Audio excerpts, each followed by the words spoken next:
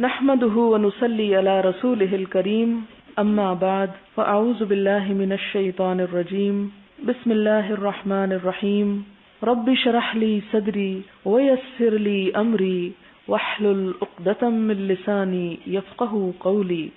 باب فضل الطہور باللیل والنہار، پاک رہنا یا باوضو رہنا رات کو اور دن کو، یعنی اس کی فضیلت. وفضل صلاۃ عند الطہور باللیل والنہار، اور رات اور دن میں وضو کے بعد نماز پڑھنے کی فضیلت. حدثنا اسحاق بن نصر حدثنا ابو اسامہ عن ابی حیان عن ابی زرع عن ابی ہریرہ رضی اللہ عنہ ان النبی صلی اللہ علیہ وسلم قال لبلال عند صلاۃ الفجر یا بلال حدثنی بارجع عمل عملتہ فی الاسلام. آپ صلی اللہ علیہ وسلم نے ایک دن فجر کی نماز کے وقت حضرت بلال سے پوچھا. کیا پوچھا؟ یا بلال، اے بلال، حدثنی، مجھے بتاؤ، کیا بارجع زیادہ امید کیا ہوا عمل عملتہ فی الاسلام، جو تو نے اسلام قبول کر کے کبھی کیا ہو، یعنی کون سا تمہارا ایسا عمل ہے جس پہ تم سمجھتے ہو کہ تمہیں سب سے زیادہ ثواب ملے گا. فإنی سمعت دفا علیک بین یدی، کیونکہ میں نے تمہارے جوتوں کی آواز اپنے آگے آگے سنی، فی الجنت، جنت میں. یعنی جب آپ کو جنت کی سیر کرائی گئی تو جوتوں کی آواز سنائی جا رہی تھی حضرت بلال کی، اور وہ آگے آگے تھی. قالا، کہتے ہیں، ما عملت عملا ارجا عندی، نہیں میں نے عمل کیا کوئی عمل کہ جس سے امید رکھتا ہوں میں، انی لم اتطہر، مگر یہ کہ میں نے جب کبھی وضو کیا، طہورن، کوئی بھی وضو، فی ساعت لیل او نہار، رات یا دن کی گھڑی میں، الا صلیت بذالک الطہور، مگر یہ کہ میں نے اس وضو کے ساتھ کچھ نہ کچھ نماز پڑھ لی، ما کتب لی ان اصلی، جو بھی مجھے توفیق تھی یا لکھا گیا تھا میری قسمت میں کہ میں پڑھ لوں. اب آپ کو شاید ایک بات یہ خیال آ رہی ہو کہ آپ صلی اللہ علیہ وسلم کا مقام تو سب سے زیادہ ہے، تو حضرت بلال کیسے آگے آگے جا رہے تھے؟ یہ تو آپ کے حق میں کمی ہوتی. نہیں، یہ بات نہیں ہے. بات یہ ہے کہ حضرت بلال جو تھے وہ سفر میں، حضر میں آپ کے ساتھ رہا کرتے تھے، اور آپ کا سامان وغیرہ اٹھا کر آپ کے آگے آگے جایا کرتے تھے. تو جنت میں بھی اسی وجہ سے وہ ان کے آگے آگے چل رہے تھے، اور اس لیے بھی کہ وہ صرف آپ صلی اللہ علیہ وسلم کی یہ خدمت نہیں کرتے تھے بلکہ اس کے ساتھ ہی باوضو رہتے، اور جب بھی وضو کرتے تو تحیۃ الوضو پڑھ لیتے. اس نماز کو جو وضو کرنے پہ پڑھی جاتی ہے تحیۃ الوضو کہا جاتا ہے، یعنی وضو کے نفل. باب ما یکرہ من التشدید فی العبادہ، باب ما یکرہ، جو ناپسند کیا گیا، من التشدید، شدت برتنا، فی العبادت، عبادت میں شدت برتنے کی ناپسندیدگی. حدثنا ابو معمر قال حدثنا عبد الوارث حدثنا عبد العزيز بن صہیب عن انس بن مالک رضی اللہ عنہ قال دخل النبی صلی اللہ علیہ وسلم، کہ نبی صلی اللہ علیہ وسلم داخل ہوئے، فاذا حبل ممدود، کہ دیکھا کہ ایک رسی باندھی ہوئی ہے، بین الساریتین، دو ستونوں کے درمیان، تنی ہوئی ہے یعنی لگی ہوئی ہے. فقالا، آپ نے پوچھا، ما ھذا الحبل، یہ رسی کیسی ہے؟ قالوا، تو کہا، ھذا حبل لزینب، یہ رسی زینب کی ہے. فاذا فترت تعلقت، جب وہ تھک جاتی ہے تو اس سے لٹک جاتی ہے. فقال نبی صلی اللہ علیہ وسلم، نبی صلی اللہ علیہ وسلم نے فرمایا، لا، نہیں، یعنی یہ طریقہ ٹھیک نہیں، حلوہ، کھول دو اس کو، لیصلی احدکم نشاطہ، چاہیے کہ تم میں سے ایک اپنی چستی کی حالت میں اور اپنی تر و تازگی کی حالت میں نماز پڑھے. فاذا فطر، اور جب تھک جائے، فلیقعد، تو چاہیے کہ بیٹھ جائے، آرام کرے، لٹکے نہ. قال وقال عبداللہ ابن مسلمہ عن مالک عن ہشام ابن عروہ عن ابیہ عن عائشہ رضی اللہ عنہا قالت کانت عندی امرأۃ من بنی اسد، میرے پاس بنو اسد کی ایک عورت تھی. فدخل علیہ رسول اللہ صلی اللہ علیہ وسلم، تو آپ صلی اللہ علیہ وسلم میرے پاس تشریف لائے. فقال من هذه، تو آپ نے پوچھا یہ کون ہے؟ قلت فلانا، میں نے کہا فلاں عورت، لا تنام باللیل، جو رات کو نہیں سوتی، یعنی وہ اس چیز میں مشہور تھی. تذکر من صلاتها، حضرت عائشہ اس کی نماز کا ذکر کر رہی تھی. فقال، تو آپ نے سن کے فرمایا، مہ، بس علیکم ما تطیقون من الاعمال، تم پہ لازم ہے کہ اتنا ہی عمل کرو جس کی تم طاقت رکھتے ہو. فإن اللہ لا یمل، کیونکہ اللہ نہیں تھکتا، حتی تملو، حتی کہ تم تھک جاؤ گے. یعنی جب کوئی تم عمل کرو تو ایسا نہ کرو کہ اکتا جاؤ، کیونکہ اللہ تعالیٰ نہیں تھک جائیں گے، تم تھک جاؤ گے. یعنی اتنا ہی کرو جو تمہاری استطاعت اور قدرت میں ہے. اس کا یہ مطلب بھی نہیں کہ اگر انسان کی استطاعت کسی کام کی ہے تو جان بوجھ کے اس میں سستی برتے. یہ سستی کے لیے دلیل یا جواز نہیں دیا جا رہا، یا مراد یہ کہ درمیانہ روی بہترین ہے. باب ما یکرہ من ترک قیام اللیل لمن کان یقومہ، ناپسندیدگی جو چھوڑ دے قیام اللیل اس کے لیے جو پہلے قیام کرتا ہو. یعنی ایک شخص جو پہلے قیام کرتا تھا پھر اس کو چھوڑ دے تو یہ بات اس کے حق میں ناپسندیدہ ہے. حدثنا عباس بن الحسين قال حدثنا مبشر بن اسماعيل ان الاوزاعي وحدثني محمد بن مقاتل ابو الحسن قال اخبرنا عبد الله قال اخبرنا الاوزاعي قال حدثنا يحيى بن ابي كثير قال حدثني ابو سلمة بن عبد الرحمن قال حدثني عبد الله بن عمرو بن العاص رضی اللہ عنہما قال قال لي رسول اللہ صلی اللہ علیہ وسلم کہ مجھ سے نبی صلی اللہ علیہ وسلم نے فرمایا کیا یا عبداللہ اے عبداللہ لا تکن مثل فلان فلاں شخص کی طرح مت ہو جانا کان یقوم من اللیل جو رات کو قیام کیا کرتا تھا فترک قیام اللیل تو پھر اس نے قیام اللیل چھوڑ دیا. وقال ہشام کہتے ہیں حدثنا ابن ابی العشرین قال حدثنا الاوزاعی قال حدثنا یحیی عن عمر بن الحکم بن ثوبان قال حدثني ابو سلمة بهذا مثله وتابع عمرو بن ابی سلمہ عن الاوزاعی. یہ مختلف روایتوں سے یہ حدیث آئی ہے جس کا معنی کیا ہے کہ کوئی نیکی کا کام کرتے ہوئے اس کو نبھانا چاہیے, بیچ میں چھوڑ نہیں جانا چاہیے. کیوں؟ اس لیے کہ یہ نہ کہا جائے وہ فلاں جو ایک کام کرتا تھا اور پھر وہ نہیں کرتا, یعنی یہ لوگوں کی جو گواہی ہوتی ہے وہ بھی اس کے حق یا خلاف جاتی. اسی لیے جب کوئی شخص مر جاتا ہے کہا یہ گیا کہ اس کی برائیاں نہ بیان کرو. اب کیوں؟ اس لیے کہ وہ گواہی جو لوگ دیتے ہیں کسی کے بارے میں اس کا بھی ایک وزن ہوتا ہے. اسی لیے ایک شخص آپ کے پاس ہے اور پوچھا کہ میں کیا عمل کروں, آپ نے کہا کل آمنت باللہ ثم استقم, کہو کہ میں اللہ پہ ایمان لایا پھر اس پہ جم جاؤ. باب حدثنا علی بن عبد اللہ قال حدثنا سفیان عن عمرو عن ابی العباس قال سمعت عبد اللہ بن عمرو رضی اللہ عنہما قال قال لی رسول اللہ صلی اللہ علیہ وسلم, آپ نے فرمایا الم اخبر انک تقوم اللیل وتصوم النہار, کیا مجھے یہ خبر نہ ہوئی کہ تم رات کو قیام کرتے تھے اور دن کو روزہ رکھتے تھے. قلت انی افعل ذلک, میں نے کہا کہ میں ایسا ہی کرتا ہوں. قال فانک اذا فعلت, آپ نے فرمایا کہ اگر تو نے ایسا کیا حجمت عینک, تو تیری آنکھیں بیٹھ جائیں گی, ونفحت نفسک, اور تیری جان تھک جائے گی, کمزور ہو جائے گی, وان لنفسک علیک حق, تیرے نفس کا بھی تجھ پہ حق ہے, ولاہلک علیک حق, اور تیری بیوی کا بھی تجھ پہ حق ہے. فصم, تو روزہ رکھو, وافطر, افطار بھی کرو, وقم, اور قیام کرو, ونم, اور سویا بھی کرو. اس سے کیا پتہ چلتا ہے کہ نہ تو ترک قیام افضل ہے اور نہ ترک نوم افضل ہے. سونا بھی عبادت ہے اور جاگنا بھی عبادت ہے. یعنی عموماً ہم یہ حدیث کب کوٹ کرتے ہیں؟ جب کوئی شخص جاگتا ہو. یہ اس موقع کے لیے نہیں آئی, یہ اس کے لیے آئی جو ساری رات جاگتا ہو. اس کو کہا گیا کہ نہیں, تمہارے نفس کا بھی تجھ پہ حق ہے, سویا بھی کرو. لیکن اگر کوئی شخص سوتا بھی اور جاگتا بھی ہے تو اس کے لیے یہ مس کوٹ نہیں کریں کہ تم اتنی مت عبادت کیا کرو, سوئے رہا کرو. یعنی اسے غفلت کی دعوت نہ دیں, اسے کرنے دیں. آپ دیکھیں کہ عموماً لوگ اپنی جان کو جس چیز میں مرضی ہلاک کریں, کوئی پرواہ نہیں کسی کو. لیکن اگر کوئی شخص دین کے لیے کچھ کرتا ہے تو سارے اس پہ ترس کھانے لگتے ہیں کہ بیچارہ. باب فضل من تعار من اللیل فصلی, فضیلت جو شخص آنکھ کھلے رات کے وقت پھر نماز پڑھ لے. یعنی بعض اوقات ایسا ہوتا ہے نا, سوتے سوتے آپ کی اچانک آنکھ کھل جاتی ہے, تو آپ کیا کرتے ہیں, آپ کا اچھا چلو اٹھ کے نماز ہی پڑھ لیں, تو پڑھ لیں. یہ کیوں بات آئی؟ اس لیے آئی کہ ان باتوں سے بعض لوگوں نے پھر الٹا مطلب دیا اور کہا کہ جو تہجد پڑھے تو ہمیشہ پڑھے ورنہ کبھی بھی نہ پڑھے. وہ ٹھیک ہے کہ جو پڑھے اسے مسلسل پڑھنے چاہیے, لیکن اگر ایک شخص ہے وہ کسی وجہ سے مسلسل نہیں پڑھ سکتا اور کبھی کبھار پڑھ لینا چاہتا, ویکینڈ پہ پڑھتا ہے مثلا, یا اسی طرح چھٹیوں میں پڑھ لیتا ہے, یا سردیوں میں پڑھ لیتا ہے کیونکہ گرمیوں میں راتیں چھوٹی ہو جاتی ہیں تو اٹھنا زیادہ مشکل ہوتا ہے اور گرمی میں نیند بھی زیادہ آتی, تو ایسا شخص کیا تہجد بالکل نہ پڑھے یا اس کو منع ہے وہ تہجد پڑھنا؟ نہیں, اس کو منع نہیں ہے. اگر اس کی آنکھ کھل جاتی ہے کبھی تو کبھی کبھار بھی پڑھ سکتا ہے. لیکن ایک شخص جس نے پڑھنا شروع کیا اس کے لیے پسندیدہ یہی ہے کہ پھر اس کو نبھا جائے. اور اسی لیے کہا کہ اتنے پڑھو کہ جو نبھا لو. اسی لیے میں کہتی ہوں کہ اگر آپ صرف آدھا گھنٹہ بھی پہلے اٹھ جائیں نا اذان سے, یا 15-20 منٹ بھی, تو بھی چند رکعتیں نصیب ہو جاتی ہیں, بنسبت اس کے کہ آپ آدھی رات اٹھیں پڑھیں پھر سوئیں تو نیند نہ آئے, اور پھر نیند آئے تو فجر بھی جائے. تو یہ نہیں کرنا چاہیے. حدثنا صدقة قال اخبرنا الوليد هو ابن مسلم عن الاوزاعي قال حدثنا عمير بن هاني قال حدثني جنادة بن ابي امية قال حدثني عبادة بن الصامت عن النبي صلی اللہ علیہ وسلم قال من تعار من الليل, جس کی رات کو آنکھ کھل گئی, فقال لا الہ الا اللہ وحدہ لا شریک لہ لہ الملک ولہ الحمد وهو على كل شيء قدیر الحمد للہ وسبحان اللہ ولا الہ الا اللہ واللہ اکبر ولا حول ولا قوة الا بالله ثم قال اللهم اغفر لي او دعا استجیب فان تودع قبل الصلاة. کہ جس شخص کی کبھی رات کو آنکھ کھل گئی تو اس نے اٹھتے ہی کیا پڑھا؟ کلمہ پڑھا, لا الہ الا اللہ وحدہ سے آخر تک, اور پھر اس کے بعد اپنے لیے اس نے دعا کی اللہم اغفر لی, اللہ مجھے بخش دے, اور پھر نماز بھی پڑھ لی. تو ایسے شخص کی دعا بھی قبول ہو جائے گی, نماز بھی قبول ہو جائے گی. اس سے کیا پتہ چلتا ہے کہ اگر ہمیشہ نہیں تہجد پڑھ سکتے تو جب کبھی توفیق ہو اٹھ کے پڑھ لیا جائے تو دعا قبول ہوگی اور اس کی نماز قبول ہو جائے گی. یہ نہیں کہ اس کو تہجد پڑھنا منع ہو گیا.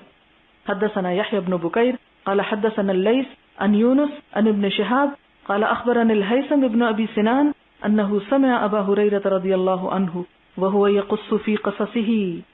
ہیثم بن ابی سنان جو ہے وہ حضرت ابو ہریرہ سے سنتے ہیں اور وہ اپنے قصے میں بیان کرتے ہیں. وہ یذکر رسول اللہ صلی اللہ علیہ وسلم کہ وہ حضور صلی اللہ علیہ وسلم کا ذکر کر رہے تھے. ان اخا لکم کہ تمہارا بھائی لا یقول الرفث نہیں کہتا بےہودہ کلام یا بے معنی یا بے مقصد باتیں. یعنی بذالک عبداللہ ابن رواحہ، آپ نے عبداللہ بن رواحہ کی طرف اشارہ کیا. یعنی حضرت ابو ہریرہ لوگوں کو کوئی واز کر رہے ہیں اور اس میں وہ حضور صلی اللہ علیہ وسلم کا ذکر کرتے ہیں اور پھر کچھ شعر پڑھتے ہیں آپ کی شان میں، شعر کوٹ کرتے ہیں اور ساتھ کیا کہتے ہیں کہ یہ ایسی فضول بات نہیں ہے، یہ شعر معنی رکھتے ہیں. کیا ہے شعر؟ وفینا رسول اللہ یتلو کتابہ اذا انشق معروف من الفجر ساطع. اور ہمارے درمیان اللہ کے رسول موجود ہیں جو اس کی کتاب پڑھتے ہیں. کب؟ اذا انشق، جب صبح ہوتی ہے، من الفجر ساطع، فجر جو چمک والی ہوتی ہے. تو یہ یعنی نیکی اور خیر اور بھلائی کی باتیں ہم کو پڑھ کے سناتے ہیں. معروف اس لیے بیچ میں آیا. ارانا الہدا بعد العمی فقلوبنا، ارانا اس نے دکھائی ہم کو، الہدا ہدایت، بعد العمی اندھے پن کے بعد، فقلوبنا تو ہمارے دل، بہی موقنات اس پہ یقین کرنے والے ہیں، انما قال واقعو کہ جو کچھ آپ نے فرمایا وہ دل میں اترنے والا ہے. واقعو پڑھنے والا یعنی دل میں اترنے والا ہے. یبیت یجافی جنبہ عن فراشہ، وہ رات اس حال میں گزارتے ہیں کہ آپ کے پہلو بستر سے الگ ہوتے ہیں. اذا استثقلت بالمشرکین المضاجع، کہ جب مشرکین پر ان کے بستر بھاری ہو جاتے ہیں یعنی نیند ان کو زیادہ آتی ہے. یعنی ایک طرح سے فرق بتایا جا رہا ہے آپ صلی اللہ علیہ وسلم کے اخلاق، اعمال، طرز عمل کا اور مشرکین کا. تابع عقیل وقال الزبیدی اخبرني الزهري عن سعید والأعرج عن ابی ہریرہ. حدثنا ابو النعمان قال حدثنا حماد بن زید عن ایوب عن نافع عن ابن عمر رضی اللہ عنہما قال رأيت على عهد النبي صلی اللہ علیہ وسلم كأن بيدي قطعة استبرق. حضرت ابن عمر کی یہ روایت کچھ الفاظ کے اختلاف کے ساتھ پہلے گزر چکی ہے. حضرت ابن عمر کہتے ہیں کہ رأیت میں نے دیکھا، علی عہد النبی، نبی صلی اللہ علیہ وسلم کے زمانے میں، کأن گویا کہ بیدی میرے ہاتھ میں، قطعة ایک ٹکڑا ہے، استبرق دبیز ریشم کا، گاڑھے ریشم کا. فکأنی تو گویا کہ میں لا ارید مکانا من الجنتی نہیں میں ارادہ رکھتا کسی جگہ کا جنت میں، الا طارت الیہ مگر وہ اڑا لیتا ہے، یعنی مجھ کو وہ اڑا لیتا ہے طرف اس کے. تارا یطیر طیر، طیر پرندے کو بھی اسی سے کہتے ہیں، یعنی مجھے وہ ٹکڑا اڑائے لیے جاتا ہے. ورأیت اور میں نے دیکھا، کأن اثنین کہ دو لوگ، اتیانی میرے پاس آئے، دو فرشتے مراد ہیں. ارادا ان دونوں نے چاہا، ان یذهبا بی الی النار کہ مجھے لے جائیں آگ کی طرف. فتلقاہما ملک تو ان دونوں کو ایک اور فرشتہ ملا. فقالا اس نے کہا، لم ترا یعنی نہ ڈرو، خلیا عنہ اسے چھوڑ دو. یعنی ان فرشتوں سے کیا کہا؟ خلیا خالی کر دو اس کا راستہ، یعنی اس کو چھوڑ دو، جہاں جاتا ہے جانے دو. اور اس نے مجھے آ کے تسلی دی. فقصت حفصۃ علی النبی صلی اللہ علیہ وسلم احدى رؤیایا تو حضرت حفصہ جو ان کی بہن تھی انہوں نے حضور صلی اللہ علیہ وسلم کے سامنے یہ خواب بیان کیا.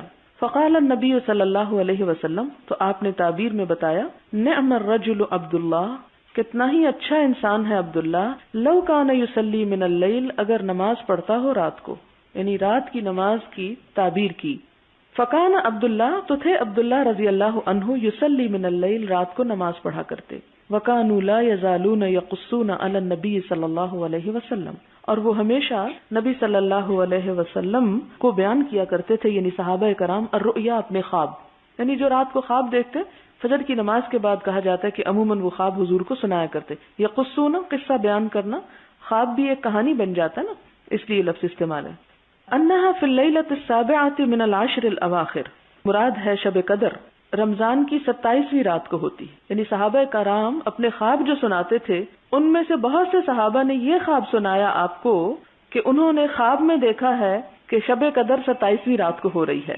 فقال النبی صلی اللہ علیہ وسلم تو بہت سے لوگوں کا یہ خواب سن سن کے آپ نے فرمایا، ارا میں دیکھتا ہوں رؤیاکم کہ تمہارے خواب قد تواطأت فی العشر الاواخر کہ وہ متفق ہیں عشرۂ اخیر پر. فمن کان متحریھا، تو جو کوئی اسے تلاش کرنا چاہے، اس کا ارادہ کرے، فلیتحرھا من العشر الاواخر، تو چاہیے کہ وہ آخری عشرے میں اس کو تلاش کرے۔ اس میں آپ دیکھیں دو باتیں اکٹھی ہو گئی ہیں ایک ہی حدیث کے اندر۔ ایک بات تو یہ ہے کہ حضرت عبداللہ بن عمر نے ایک خواب دیکھا، اس خواب میں انہوں نے کیا دیکھا کہ ریشم کا ایک ٹکڑا ان کو جنت میں ہر جگہ گھما رہا ہے، سیر کرا رہا ہے۔ اتنے میں دو فرشتے آ کے پکڑ لیتے ہیں ان کو، اور وہ ان کو جنت کی بجائے جہنم کی طرف لے جانے لگتے ہیں، اور لے جا ہی رہے ہوتے ہیں کہ رستے میں ایک اور فرشتہ مل جاتا ہے، وہ کہتے ہیں اس کو چھوڑ دو، مت لے جاؤ۔ تو یہ خواب ان کے لیے پریشان کن تھی کہ جنت سے جہنم کی طرف جا رہا ہوں اور پھر ایک رستے میں فرشتے نے چھڑوا لیا مجھے، یہ کیا چیز ہے؟ خواب خود نہیں سنایا، اپنی بہن کو کہا، انہوں نے جا کے حضور صلی اللہ علیہ وسلم کو سنایا، تو آپ نے کیا تعبیر بتائی کہ رات کی نماز یعنی تہجد پڑھا کرو۔ اب اس سے آپ اندازہ لگائیں کہ حضرت عبداللہ بن عمر سے بڑھ کے آپ کو کوئی سنت کا متبع نظر آتا ہے؟ جتنا ابھی تک آپ پڑھ چکے ہیں ان سے بڑھ کے کسی کے اندر ایسا شوق نہیں ملتا، لیکن ان کو بھی یہ خواب دکھا کے کیا بتایا گیا کہ باقی سنتوں کا اتباع تو بہت اچھا ہے، لیکن ذرا سی اس میں اس نیکی کا بھی اضافہ کر لو۔ ایک اور بات یہاں سے یہ پتہ چلتی ہے کہ اگر نفل کی طرف توجہ دلائی جا رہی ہے تو کہاں یہ کہ ہم رات میں فجر کی نماز ہی چھوڑ دیں، یعنی رات کی نمازوں میں آتی ہے نا فجر کی نماز، رات کے دونوں کناروں پہ عشاء اور فجر، تو وہ چھوڑ دیں تو کیا حال ہوگا؟ اور پھر ہمارا مقام تو وہ نہیں، نہ ہم اتباع سنت میں اتنے آگے ہیں، نہ اتنی محبت ہے ہمارے دل میں حضور صلی اللہ علیہ وسلم کی۔ پھر آپ دیکھیں کہ دوسرا حصہ اس حدیث میں کیا آیا ہے کہ وکانو، کہ صحابہ کرام جو تھے، لا یزالون یقصون علی النبی صلی اللہ علیہ وسلم الرؤیا انہا فی اللیلۃ السابعۃ من العشر الاواخر، کہ صحابہ کرام میں سے بہت سے صحابہ نے آ کے شب قدر کے بارے میں 27ویں رات کی خواب بتائی، لیکن آپ نے یہ نہیں پھر بھی فرمایا کہ ہاں تم سب کے خواب ٹھیک ہے اور 27ویں ہی ہے۔ آپ نے جواب میں کیا فرمایا؟ ہاں تم سب کے خواب جو ہیں وہ شب قدر کو رمضان کے آخری حصے میں ثابت کرتے ہیں، جس سے پھر یقینی بات نہیں بتائی کہ جی یہی شب قدر ہے۔ ہمیں اس سے کیا پتہ چلتا ہے کہ ہمیں صرف ایک رات پر قناعت نہیں کر لینی چاہیے، بلکہ ایک سے زیادہ راتوں کا اہتمام حسب سہولت کرنا چاہیے۔ باب المداومۃ علی رکعتي الفجر، فجر کی 2 رکعتوں پر ہمیشگی، مداومت دائمی پڑھنا۔ حدثنا عبداللہ ابن یزید قال حدثنا سعید هو ابن ابی ایوب قال حدثني جعفر ابن ربیعہ عن عراق ابن مالک عن ابی سلمہ عن عائشہ رضی اللہ عنہا قالت صلی النبی صلی اللہ علیہ وسلم العشاء، کہ نبی صلی اللہ علیہ وسلم نے عشاء کی نماز پڑھی، وصلی 8 رکعات، اور آپ نے 8 رکعتیں بھی پڑھی یعنی تہجد کی، ورکعتین جالسا، اور 2 رکعتیں بیٹھ کے پڑھی، ورکعتین بین النداءین، اور 2 رکعتیں 2 اذانوں کے درمیان۔ کیا مراد ہے؟ یعنی فجر کی اذان اور تکبیر کے درمیان، جو کہ سنت فجر بنتی ہے۔ ولم، اور اہم حصہ اس حدیث کا کیا ہے؟ ولم یکن یدعہما ابدا، کہ آپ صلی اللہ علیہ وسلم ان 2 رکعتوں کو کبھی بھی نہ چھوڑا کرتے تھے، نہ سفر میں نہ حضر میں، کسی بھی حال میں۔ اس سے کیا پتہ چلتا ہے کہ فرض کے بعد جو نماز بہت زیادہ اہم ہے وہ فجر کی 2 سنتیں ہیں۔ باب الزجعۃ علی الشق الایمن بعد رکعتي الفجر، باب الزجع، لیٹ جانا، علی الشق الایمن، دائیں جانب، بعد رکعتي الفجر، فجر کی 2 رکعتوں کے بعد، یعنی 2 رکعتوں کے بعد اگر کوئی شخص تھوڑی دیر کے لیے لیٹ جاتا ہے، مثلا ایک شخص نے تہجد میں 2 گھنٹے گزارے، پھر صبح کی اذان ہو گئی، سنتیں پڑھی، ابھی انتظار ہے کہ فجر کی فرض نماز ہو، تو اتنی دیر میں وہ تھوڑی دیر ریسٹ کر لے تو اس کی اجازت ہے۔ حدثني عبد الله بن يزيد قال حدثنا سعيد بن ابي ايوب قال حدثني ابو الاسود عن عروة ابن الزبير عن عائشة رضي الله عنها قالت كان النبي صلى الله عليه وسلم، کہ نبی صلی اللہ علیہ وسلم اذا صلى ركعتي الفجر، جب فجر کی 2 رکعتیں پڑھتے تھے، استجع على شقه الايمن، تو وہ سوتے تھے اپنے دائیں پہلو پر یا لیٹ جاتے تھے۔ استجع کا مطلب ہے آرام کرنا، تھوڑی دیر آرام کرنا، لیٹنا۔ باب من تحدث بعد الرکعتین ولم یستجع، فجر کی سنتوں کے بعد یا 2 رکعتوں کے بعد باتیں کرنا اور نہ لیٹنا، یعنی اس حدیث سے یہ نہیں پچھلی سے پتہ چلتا کہ لازمی لیٹنا چاہیے۔ اگر کوئی نہیں لیٹتا اور ویسے ہی کوئی بات چیت کر رہا ہے، مثلا مسجد جانے کی تیاری میں ہے، اتنے میں وہ اپنے گھر والوں سے کوئی ضروری بات چیت کر رہا ہے، تو اس کی اجازت ہے، کیونکہ یہ امام بخاری اس لیے یہاں پر باب لائے ہیں کہ بعض لوگوں کا یہ خیال تھا کہ سنت اور فرض کے درمیان میں باتیں نہیں کرنا چاہیے، تو وہ یہ بتاتے ہیں کہ بات کی جا سکتی ہے، اس میں حرج نہیں۔ حدثنا بشر بن الحكم قال حدثنا سفيان قال حدثني سالم ابو النضر عن ابي سلمة عن عائشة رضي الله عنها ان النبي صلی اللہ علیہ وسلم كان اذا صلى سنة الفجر، کہ نبی صلی اللہ علیہ وسلم جب فجر کی سنت پڑھتے، فإن كنت مستيقظة، اگر میں جاگ رہی ہوتی، حدثني تو آپ مجھ سے بات چیت کرتے، وإلا استجع، اور ادروائز کیا کرتے، پھر لیٹ جاتے، یعنی اگر میں سو رہی ہوتی تو آپ بھی لیٹ جاتے، حتى يؤذن بالصلاة، یہاں تک کہ نماز کی آذان ہو جاتی یعنی تکبیر ہو جاتی۔ باب الحدیث بعد رکعتي الفجر، فجر کی 2 رکعتوں کے بعد بات چیت کرنا۔ حدثنا علی بن عبد الله قال حدثنا سفیان قال ابو النضر حدثني ابي عن سلمة عن عائشة رضي الله عنها ان النبي صلى الله عليه وسلم كان يصلي ركعتين فإن كنت مستيقظة حدثني وإلا استجع، قلت لسفيان فإن بعضهم يرويه ركعتي الفجر قال سفيان هو ذاك، پچھلی حدیث کی طرح۔ باب تعاہد رکعتي الفجر ومن سماهما تطوعا، تعاہد پابندی کرنا، عہد بھی ایک پابندی ہے نا، تو تعاہد پابندی کرنا رکعتي الفجر، فجر کی 2 رکعتوں کی، ومن اور جس نے سماہما نام لیا ان کا، تطوعا یعنی کہ سنت نماز ہے، یعنی جس نے ان کو سنت سمجھا وہ درست ہے، یعنی پابندی اپنی جگہ ہے لیکن اس پابندی کے باوجود یہ ایک سنت نماز ہے، فرض نہیں ہے۔ حدثنا بیان بن عمرو حدثنا يحيى بن سعيد حدثنا ابن جريج عن عطاء عن عبيد بن عمير عن عائشة رضي الله عنها قالت لم يكن النبي صلى الله عليه وسلم على شيء من النوافل أشد منه تعاهدا على ركعتي الفجر، حضرت عائشہ سے روایت ہے کہ آپ صلی اللہ علیہ وسلم کسی نفل نماز کی اتنی پابندی نہیں کرتے تھے جتنی فجر کی سنت کی 2 رکعتوں کی پابندی کرتے تھے، یعنی کبھی اس کا ناغہ نہیں کیا، اگر قضا بھی ہوئی تو ان کو قضا بھی پڑھ لیا۔ باب ما یقرأ فی رکعتي الفجر، باب جو پڑھا جائے فجر کی 2 رکعتوں میں، یعنی کیا پڑھا جائے سنتوں میں۔ حدثنا عبداللہ بن یوسف قال اخبرنا مالک عن هشام بن عروہ عن ابیہ عن عائشہ رضی اللہ عنہا قالت کان رسول اللہ صلی اللہ علیہ وسلم یصلی باللیل 13 رکعتا ثم یصلی اذا سمع النداء بالصبح رکعتین خفیفتین، حدیث گزر چکی ہے، مراد اس سے یہ ہے کہ فجر کی سنتوں میں چھوٹی صورتیں پڑھنی چاہیے، جیسے ایک جگہ پر آتا ہے قل یا ایھا الکافرون پہلی میں اور دوسری میں قل ھو اللہ احد، اور اس کے مقابلے میں طویل نماز کون سی ہونی چاہیے، تہجد کی یا پھر فجر فرض۔ یہاں پھر آپ دیکھیں کہ پچھلی حدیث میں نفل کا لفظ آیا، فجر کے نفل، تو یہ نفل اردو والے نہیں ہیں بلکہ فرض کے مقابلے میں تطوع کا لفظ آ رہا ہے۔ حدثنا محمد بن بشار قال حدثنا محمد بن جعفر حدثنا شعبة عن محمد بن عبد الرحمن عن عمته أمرة عن عائشة رضي الله عنها قالت كان النبي صلى الله عليه وسلم وحدثنا أحمد بن يونس قال حدثنا زهير قال حدثنا يحيى هو ابن سعيد عن محمد بن عبد الرحمن عن عمرة عن عائشة رضي الله عنها قالت كان النبي صلى الله عليه وسلم کہ نبی صلی اللہ علیہ وسلم یخفف الرکعتین ہلکی پڑھتے تھے 2 رکعتیں، اللتین وہ دونوں جو قبل صلاۃ الصبح صبح کی نماز سے پہلے ہوا کرتی تھیں، حتی انی لاقول یہاں تک کہ میں کہتی هل قرأ بأم الکتاب کہ آپ نے سورۃ فاتحہ پڑھی ہے، یعنی اس سے دوسری بات یہ پتہ چلتی کہ اس میں آپ کی قرأت بھی ذرا تیز ہوتی تھی، نہ صرف یہ کہ صورتیں چھوٹی ہوتی تھی بلکہ جو پڑھنے کا انداز ہوتا تھا وہ بھی جلدی ہوتا تھا، کیونکہ آپ دیکھیں جیسے فجر کی نماز ہے جو آپ جماعت کے ساتھ پڑھتے ہیں تو اس میں امام کیسے پڑھتا ہے، ٹھہر ٹھہر کے پڑھتا ہے، وَرَتِّلِ الْقُرْآنَ تَرْتِيلًا، لیکن اس کے مقابلے میں سنتیں تو وہ جب انسان خود سے پڑھے تو کیا کرے، یعنی اس میں بہت آہستہ نہ بھی پڑھے تو نماز ہو جائے گی، یہ مراد ہے۔ باب ما جاء فی التطوع مثنى مثنى، اس بات کے بارے میں باب کہ نفل نمازیں 2 رکعت کر کے پڑھی جائیں، تطوع یعنی نفل نماز مثنى مثنى 2 قال محمد ويذكر ذلك عن عمار وابي ذر وانس وجابر بن زيد واكرمه والزهري رضي الله عنهم، وقال يحيى بن سعيد الانصاري ما ادركت فقهاء ارضنا الا يسلمون في كل 2 من النهار۔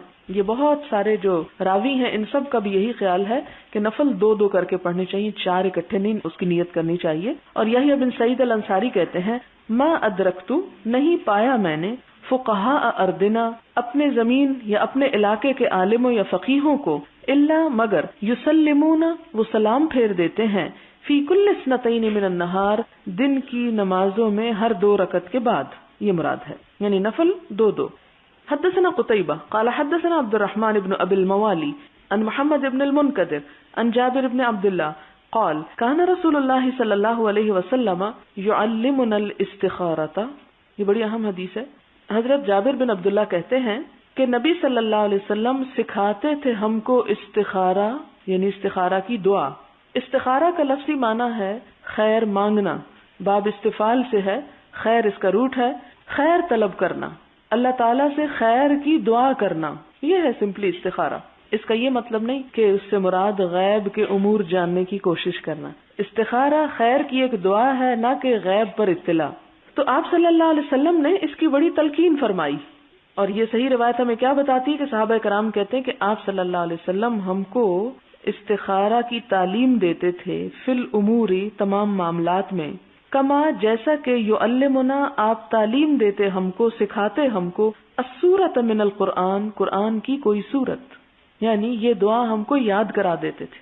لیکن ہم میں سے کتنوں کو یاد ہے اور ہم میں سے کتنے لوگ اس چیز کا اہتمام کرتے ہیں؟ یعنی یہ سمپلی کیا ہے کہ جب انسان کو کوئی اہم کام ہو تو وہ کیا کرے، 2 نفل پڑھے اور اس کے بعد یہ دعا مانگ کے اللہ تعالیٰ سے خیر مانگے کہ اللہ تعالیٰ مجھے تو اس میں بہتری دے، اور اگر بہتری نہیں تو میرا رخ اس سے پھیر دے. یہ جسٹ ایک سمپل ایک دعا ہے. اور پھر اس کی بھی حیثیت وہی ہے کہ اگر اللہ چاہے تو یہ دعا قبول کر لے اور خیر کا رستہ آپ کو مل جائے، اور وہ نہ چاہے تو نہ قبول کرے. لیکن ہم نے یہ جو ساتھ نفی کر لیا کہ خواب آئے گی، ٹھیک ہے اللہ تعالیٰ رہنمائی کرتے ہیں خوابوں کے ذریعے بھی، لیکن استخارہ اور خواب شرط نہیں ہے کہ استخارے کے بعد خواب ضرور آئے، یا استخارے کے بعد ضرور سویا جائے، یا استخارے کے بعد بات نہ کی جائے کسی سے. ایسا کوئی تکلف نہیں بتایا گیا. کیا ہے کہ انسان استخارہ کی دعا پڑھے اور اس کے بعد سونا چاہے تو سو جائے، اور اگر سونے کا ٹائم نہیں ہے تو صرف دعا کر کے آپ اپنا کام کریں. کیونکہ بہت سارے کام ایسے جن میں آپ کو فوری ڈیسیژن لینا ہوتا ہے، فوری آپ کو فیصلہ کرنا ہے. تو اب آپ یہ تو نہیں کر سکتے کہ میں کل بتاؤں گا آپ کو سو کے، اور خواب کل نہ آئے تو پھر پریشان ہو جائیں اور کل کو کل پہ ڈال دیں. کیا تھی استخارہ کی دعا؟ آپ فرماتے اذا ہم جب ارادہ کرے، ہم ارادہ، احدکم تم میں سے کوئی ایک، بالامر کسی کام کا، فلیرکع تو چاہیے کہ رکعتیں پڑھے، رکعتین 2 رکعتیں، من غیر الفریضۃ فرض نماز کے علاوہ، یعنی نفل نماز پڑھے. ثم لیقل پھر چاہیے کہ کہے اللہم انی استخیرک بعلمک واستقدرک بقدرتک واسألک من فضلک العظیم فإنک تقدر ولا اقدر وتعلم ولا اعلم وانت علام الغیوب. اللہم ان کنت تعلم ان هذا الامر خیر لی فی دینی ومعاشی وعاقبت امری او قال عاجل امری وآجلہ فاقدرہ لی ویسرہ لی ثم بارک لی فیہ وان کنت تعلم ان هذا الامر شر لی فی دینی ومعاشی وعاقبت امری او قال فی عاجل امری وآجلہ فاصرفہ عنی واصرفنی عنہ واقدر لی الخیر حیث کان ثم اردنی بہ. قال ویسمی حاجتہ، قال کہا اور یسمی نام لے حاجتہ اپنی حاجت کا. کہاں پر نام لے؟ یعنی امر کے بارے میں، جہاں امر کا لفظ آتا ہے. جی یہاں وقدر لکھا ہے، ایک اور روایت میں وقدر آتا ہے. اور اس میں آپ دیکھیں کہ اینڈ میں آپ نے یہ نہیں فرمایا کہ اس کے بعد کسی سے بات نہ کرے اور لیٹ جائے اور سو جائے اور خواب دیکھے اور اس کی تعبیر کرے یا پوچھے. کوئی ایسی بات آپ نے نہیں فرمائی. یہ ہم نے خود قیاس کر لی کہ اس سے ہمیں شاید زیادہ بڑی ڈائریکشن مل جائے گی. بہرحال ترجمہ دیکھتے ہیں. دعا استخارہ کا، اللہم اے اللہ، انی استخیرک میں خیر مانگتا ہوں تجھ سے، بعلمک تیرے علم کے ساتھ، یعنی تیرے علم میں جو خیر ہے وہ خیر مجھ کو دے دے، مراد یہ ہے. وہ استقدرک اور میں طاقت چاہتا ہوں، بقدرتک تیری قدرت کے ساتھ، یعنی مجھے تو اگر یہ بہتر ہے تو اس کام کے کرنے کی ہمت دے. واسألک اور میں سوال کرتا ہوں تجھ سے، من فضلک العظیم تیرے فضل عظیم کی، یعنی بڑے فضل کی. فإنک تقدر کیونکہ تو قدرت رکھتا ہے، ولا اقدر اور میں قدرت نہیں رکھتا، وتعلم اور تو جانتا ہے، ولا اعلم اور میں نہیں جانتا، وانت اور تو علام الغیوب جاننے والا ہے اور بہت جاننے والا ہے غیبوں کو. یعنی یہ نہیں کہا کہ اللہ میں بھی کچھ جاننے والا ہوں یا جاننا چاہتا ہوں. انت علام الغیوب. اللہم اے اللہ، ان کنتا اگر تو تعلم جانتا ہے، ان ھذا الامر کہ یہ کام خیر لی بہتر ہے میرے لیے، فی دینی و معاشی، میرے دین اور میری معاش کے بارے میں، یعنی دنیا مراد ہے، وعاقبت امری، اور میرے آخری انجام کے بارے میں، یعنی انجام کار کے اعتبار سے مراد ہے، عاقبت انجام، امری میرے کام کا، تو یہ مراد صرف آخرت نہیں ہے، مراد ہے انجام کار کے بارے میں تو جانتا ہے، کیونکہ دین اور دنیا اور انجام کار سے مراد دونوں ہو سکتے ہیں کہ اس کام کی بھلائی بھی اور آخرت کے لحاظ سے بھی یہ کام میرے لیے بہتر ہے۔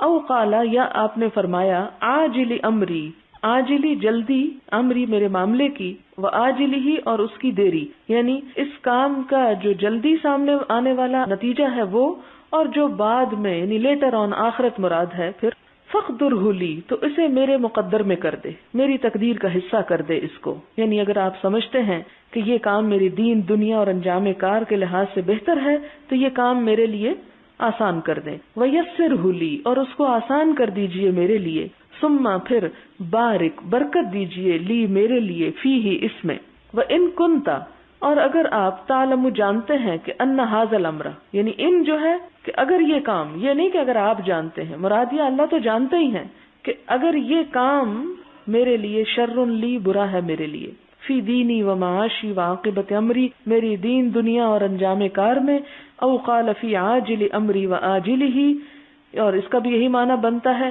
کہ موجودہ وقت میں اور آخری وقت میں یا بعد میں، آجل یعنی لیٹر آن، فصرف انی، تو اس کو مجھ سے دور کر دے، پھیر دے اس کو مجھ سے، وصرفنی عنہ، اور مجھے پھیر دے اس سے، یعنی اس چیز کو مجھ سے دور کر دے اور اس سے میرا منہ موڑ دے، وقدر لی الخیر، اور مقدر کر دے میرے لیے بھلائی کو، حیث کان، جہاں بھی وہ ہے، ثم ارضنی بہ، پھر مجھ کو راضی کر دے اس پر، کیونکہ بعض اوقات انسان کسی ایک چیز کے لیے بہت خواہش مند ہوتا ہے، لیکن اللہ تعالیٰ یہ جانتے ہیں کہ وہ چیز انسان کے لیے بڑی نقصان دہ ہے، لیکن چونکہ انسان کی اس میں خواہش ہوتی ہے اس لیے انسان اسے چھوڑنا نہیں چاہتا، تو ایسی صورت میں پھر کیا دعا سکھائی کہ یا اللہ اگر یہ اچھا نہیں میرے لیے تو پھر آپ جہاں بھی میرے لیے اچھائی ہے مجھے وہاں لے جائیں اور مجھے اس پہ مطمئن بھی کر دیں، کیونکہ بعض اوقات ایک چیز انسان کے لیے بہت اچھی ہو سکتی ہے لیکن انسان کا اس پر دلی طور پہ اطمینان نہیں ہو سکتا، تو ایسی صورت میں انسان اپنا معاملہ گویا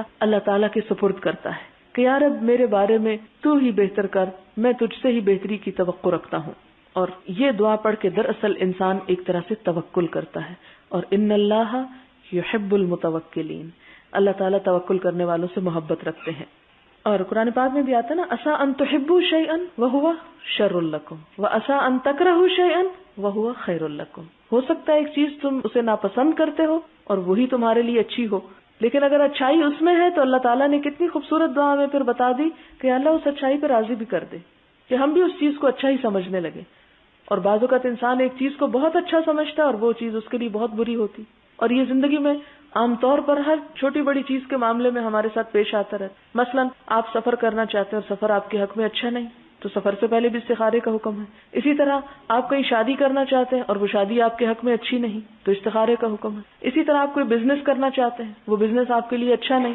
لیکن آپ کا اس میں بڑا دل اٹکا ہوا ہے کہ وہ بزنس آپ کو کرنا ہی کرنا ہے، آپ کو بظاہر اس میں بڑا فائدہ نظر آ رہا ہے لیکن ہو سکتا ہے کہ دنیا میں بڑا فائدہ ہو مگر آخرت کے لحاظ سے اس بزنس میں نقصان ہی نقصان ہو، کہ اس میں کوئی حرام یا فریب فراڈ کا کوئی عنصر ہو، تو ان تمام چیزوں میں ایک بندے کو تعلیم کیا دی گئی کہ وہ صرف اپنی عقل یا اپنی سوچ سمجھ یا اپنی خواہش کو مد نظر رکھ کے کوئی فیصلہ نہ کرے بلکہ اللہ تعالیٰ سے جو اس کا اصل محسن ہے اس سے بھلائی کی دعا کرتا رہے تاکہ اللہ تعالیٰ اس کو دنیا میں بھی اور آخرت میں بھی اس بھلائی کا وعدہ پورا کر دے جس میں کہا گیا ربنا آتنا فی الدنیا حسنۃ وفی الآخرۃ حسنۃ وقنا عذاب النار۔ اب اس میں اصل میں بات یہ ہے کہ کتاب التہجد اوپر لکھا ہوا ہے لیکن بیچ میں تمام نفل نمازوں کا پہلے تہجد کا میجر پورشن وہ آیا اور اس کے بعد ذیلی طور پر امام بخاری باقی جو اہم نمازیں ہیں ان کا بھی ذکر کرتے چلے جا رہے ہیں، جس میں فجر کی سنتوں کی ذکر ہے، اب یہاں پر استخارے کا ذکر ہے، اسی طرح کچھ